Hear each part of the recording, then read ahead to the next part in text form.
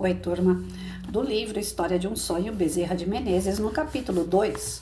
Minha mulher, um anjo que Deus me deu, por companheira, sempre solícita, vendo cair a noite, um pouco fria devido à viração que sussurrava nas folhas das árvores do bosque vizinho, veio convidar-me a deixar a varanda àquela hora. Encontrando-me reclinado a dormir, parou junto a mim a contemplar-me, em êxtase de puro amor, que lhe enchia o coração tão casto quanto o ar. Quase esquecida estava do fim que a trouxera ali, e porventura muito tempo assim permaneceria, não fosse a estrepitosa chegada das crianças tocadas pela escuridão da noite. Rita estava em êxtase, mas não vagava pelo espaço como eu. Despertou-se e despertou-me, chamando-me docemente para não me acordar em sobressalto. Naquele momento, devido à imperiosa necessidade de acudir à sua evocação, recebi-la nas alturas pelo fio perispiritual que me prendia à matéria, a intimação sempre irresistível de atender sem demora aos reclamos do corpo físico. Acordei soluçando, sem poder definir a causa de tão profunda emoção. Qualquer que fosse, porém, não seria de natureza deprimente, pois que eu sentia repleto de inocentes e indizíveis alegrias, mistérios desta vida. Pobres criaturas que, em seu orgulho de saber, sequer conseguem explicar o que se passa em sua volta.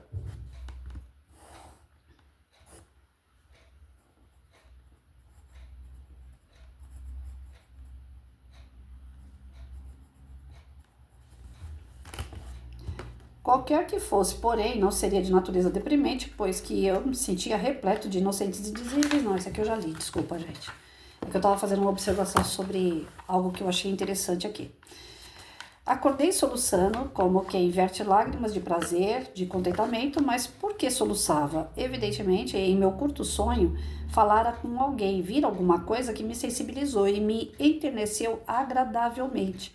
Um sábio contentar-se-ia em dizer que se tratava do afeto de sugestão, como inúmeras vezes e contenta, com uma palavra que nada explica e assim julga ter explicado altos segredos, nem sem refletir, com tudo que resolve a incógnita, com outra incógnita, cujo único alcance é dar cor de sabedoria à sua ignorância.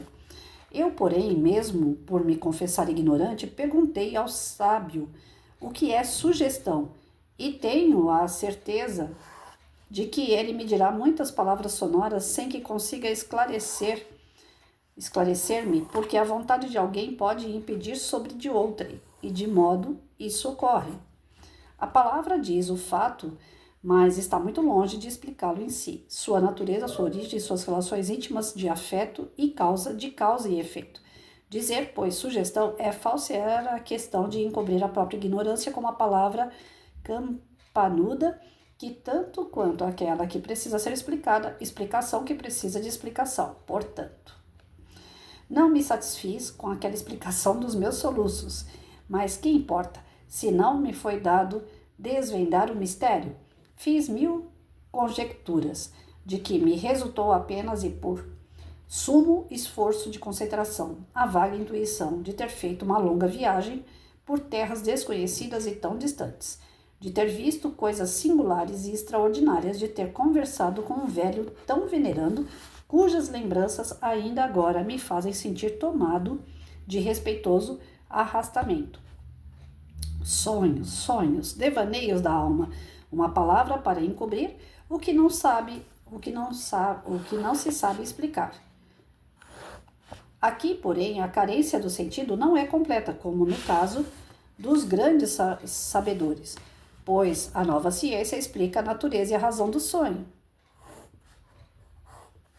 Dormimos e desprendemos do corpo físico, continuando, entretanto, a animá-lo por um fio ou cordão perispiritual visível.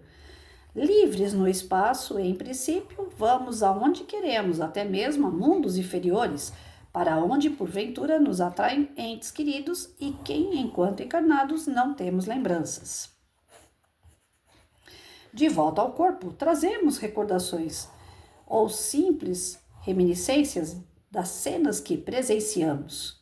Mas, como todas as faculdades da alma precisam dos órgãos corpóreos para se manifestar, a memória, no caso vertente, pode reproduzir as cenas que presenciou, nítidas, apagadas, mutiladas, segundo o estado do órgão que lhe serve.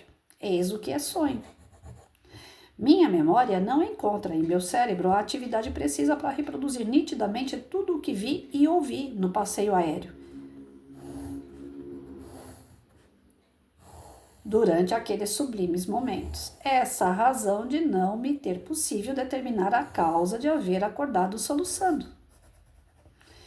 Bem quisera romper a névoa que envolvia aquele mistério, mas o que fazer se não resignar-me com a fraqueza do meu pobre cérebro, incapaz de traduzir as iluminuras nele gravadas? Essas guardava-as e sorvia-as deliciosamente. O misto, porém, o ser corpóreo que chamamos homem, estava privado de tais felicidades, e é por isso que lhe sentia intuitivamente os perfumes que soluçava de alegria, mas também soluçava de pena, por não poder gozá-las franca, livremente.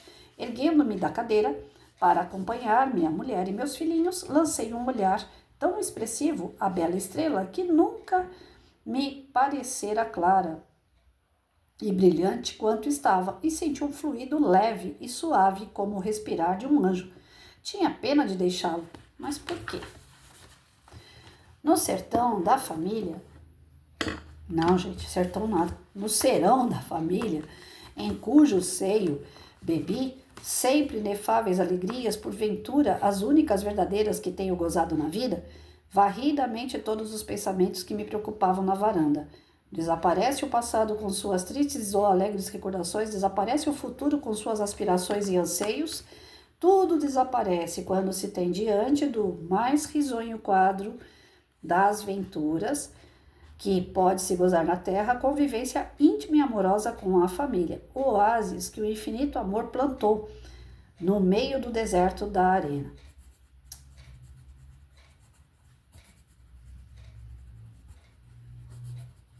Eita, que hoje coincidiu duas leituras. Incandescida pelos raios abrasadores do sol das expiações. Feliz o peregrino que, cansado, chega ao formoso sítio onde lhe são dados o repouso tranquilo, a frescura balsamizante, a fonte de água límpida a saciar-lhe a sede. Mais feliz ainda é o que, fruindo esse dom, não se esquece de quem lhe concedeu. Deus, que é puro amor e ama seus filhos por igual, dá-lhes com mão caridosa tudo que alimenta a fé. Dá asas à esperança, faz brotar de seus seios a gema da caridade, para que todos se elevem à sua casa. Eu que tenho sido pobre viajor por adusto deserto, louvo ao Senhor, porque me dispensa a graça de um oásis onde possa fortalecer-me para resistir aos tufões que me envolvem. No gozo incomparável de apreciar as lacunas inocentes dos meus louros anjinhos e de repeti-lo com a querida amorosa esposa, passaram horas como se fossem instantes, e repleto de puro contentamento procurei o leito para descansar das fadigas do dia. Seriam 10 horas da noite. A lua e a sua dama de honra pouco faltava para que atingissem o zênite. Então, assim, o mais importante desse capítulo. No primeiro, nós vimos o desdobramento, né? É possível o espírito se comunicar com outros espíritos, estar em outros lugares através do sono, né? Através de dormir. É possível você ir a outros lugares, conhecer outros lugares, conversar com pessoas, ajudar pessoas, ser ajudado no campo espiritual enquanto dorme? Sim, a gente viu no primeiro capítulo que é possível, através da palavrinha desdobramento. Seu corpo descansa, seu espírito volita. Seu espírito não pode sair por aí volitando e largar o seu corpo totalmente. Então, no capítulo 2, a gente vê que existe um cordão fluídico. Então, é como se fosse uma corda, né? Que não nos deixa sair totalmente do corpo. Se o espírito não tivesse nada que ligasse ele ao corpo, o que acontece? O corpo morre, né? Quando a gente desencarna, existe o corte desse cordão fluídico. Então, o espírito realmente é separado do corpo através do corte do cordão fluídico. Toda vez que uma pessoa vai desencarnar, Uma equipe que vem para ajudar nesse desencarne, eles ajudam no corte do cordão fluídico. O cordão fluídico é o que vai fazer a gente ir para o espaço, ir para o campo espiritual. Ele ligado ao corpo, a gente pode ir em vários lugares, mas o cordão nos traz novamente para o corpo. É a hora que a gente acorda. Agora, se a gente for e o cordão for cortado, a gente vai e o corpo fica. Ou seja, desencarna. Tem pessoas que dormindo, ela não acorda mais. Ou seja, o cordão fluídico foi cortado naquele momento.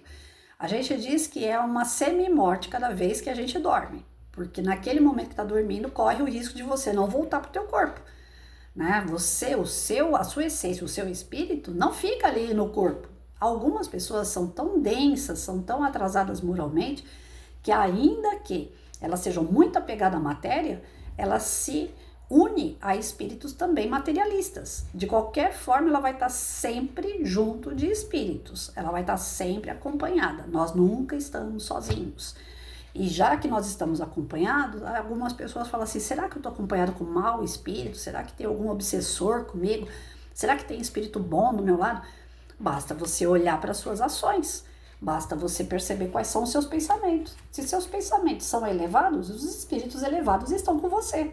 Se os seus pensamentos são para baixo, de valor vibracional para baixo, você está muito mal acompanhado de espíritos que também pensam e agem como você. Se eu escuto funk, por exemplo, estou ligado extremamente ao materialismo. Funk fala de promiscuidade e de drogadição. Então imagina quem são as minhas companhias quando eu vou dormir. Só pessoas, espíritos, ligados a esse tipo de vício, de formas de vício de viver. Agora, se eu faço leituras edificantes, se eu ouço músicas que vão glorificar a Deus, ou músicas de padrão elevado, né, de vibração elevada, instrumental, que fale sobre... Eu gosto muito do grupo Roupa Nova, né? Que não precisa ser música gospel, que fale de Jesus e Deus o tempo todo. Mas eu gosto de músicas, por exemplo, que vão falar sobre a valorização da vida, sobre a valorização do ser humano, das coisas belas que existem na natureza. Então você vai elevando o teu padrão, seu padrão moral e espiritual. Você vai ter contato com a natureza, você vai ver o mar, vai ver rios, você vai ter contato com árvores, você vai para um lugar que tem natureza, você abraça aquela energia do local e traz com você, aquilo te dá paz. Quando você vai dormir, adivinha só com quem você vai estar? Espíritos que te tragam paz. Então, para que a gente não tenha medo na hora de dormir, porque algumas pessoas vão falar assim, eu tenho medo de dormir e não acordar. Faça a sua oração. Antes de dormir, faça uma prece. Não precisa ser aquela prece longa, decorada, mas se quiser também não tem problema. Desde que seja de coração, desde que seja de verdade. Senhor, me protege, me dê uma boa noite de sono. Pronto, já é o suficiente. Ele escuta o teu coração, ele escuta a tua palavra sincera. Agora não adianta nada uma prece de 20 minutos, sendo que nenhuma palavra, nenhum minuto dessa prece seja de verdade. Seja tudo da boca para fora. Me perdoe à medida que eu perdoo as pessoas. Mas você não perdoa ninguém, então ele também não vai te perdoar. Porque olha só o combinado que você está fazendo com Deus. Então o ideal é que nós tenhamos a consciência que a cada vez que a gente vai dormir, certamente nós vamos estar acompanhados. Que tipo de companhia que você quer? E dentro dessas companhias, você pode ou não retornar para o teu corpo. Então, para que você ainda continue na jornada terrestre, você precisa preservar esse cordão fluídico. Então, como que você preserva ele? Através de atitudes, através de palavras, através de sentimentos positivos. Quando chegar o momento, mas aquela pessoa era tão boa e ela desencarnou. Chegou o momento, né? O cordão fluídico foi cortado porque chegou o momento. E ela era tão boa, como assim? Os que são ruins ficam aqui, os que são bons vão embora. Não é bem assim, cada um tem o seu tempo por aqui. As suas missões, suas expiações, suas provas. Terminou sua tarefa? É como se fosse um aluno que terminou de fazer a lição. Fecha o caderno e vamos lá. No outro dia vai ter nova lição. Certo? Cordão fluídico, então, é aquele que nos une carne e espírito. Toda vez que a gente sonha e volta soluçando, volta disparado, né? É porque foi assim um momento muito rápido para a volta do corpo, né? Você tá dormindo, uma pessoa te chama, você volta com o coração acelerado, né? Por quê? Porque certamente você estava no campo espiritual, um pouco distante dali, e aquela pessoa te chamando, você voltou rápido demais. Aí o seu corpo dispara, ele sente aquele impacto da volta do espírito para próxima do corpo. Né? Nós fazemos uma ideia que o espírito está dentro do corpo, mas nós estamos ligados ao corpo. Isso não significa que o espírito está totalmente dentro do corpo. Alguns cientistas espíritas já têm visto que o espírito ele se localiza muito, mas ele está em todo o corpo. Todas as sensações do corpo o espírito tem. Mas ele, em essência, ele está mais ligado à questão do quê? Da nossa cabeça, do cérebro. E também na parte dos sentimentos, coração. É nessa área que o espírito está mais próximo, né? Mas ele sente o corpo inteiro. Então, tudo o que acontece no nosso corpo, o espírito vai gravando as sensações, as informações. Mas a gente faz uma ideia falsa de que o espírito está dentro do corpo. Não é, ele está ligado ao corpo. E ele só está ligado ao corpo através desse cordão fluídico. Então, na lição de hoje, cordão fluídico é aquilo que nós aprendemos.